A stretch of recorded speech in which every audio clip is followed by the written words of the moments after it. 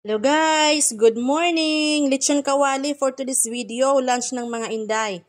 Itong ating mga ingredients. Nahugasan at nalinis ko ng ating liempo.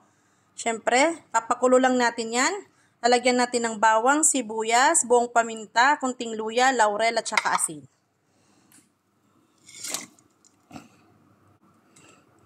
Pakuluin lang natin siya hanggang sa lumambot. Hintayin lang natin lumambot ang ating liempo. Habang naghihintay tayo sa ating lechong kawali, gawa tayo ng sausawan na suka. Siyempre, bawang sibuyas, cucumber, sili. Maglagay tayo ng konting sugar, black pepper. Ang gagamitin kong suka ay apple cider vinegar.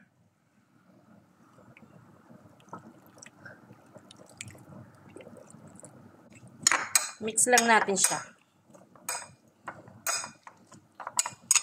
Okay na yan. At pag ready na ang ating karne, malambot na siya, iprito na natin siya.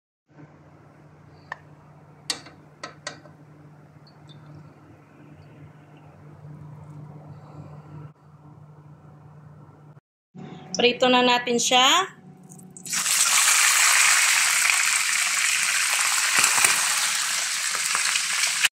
Iprito lang natin siya sa mahinang apoy. Baliktarin lang natin.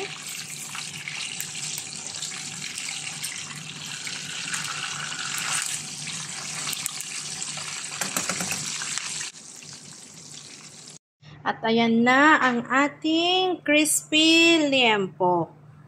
Lechon kawali. Thank you, buyers!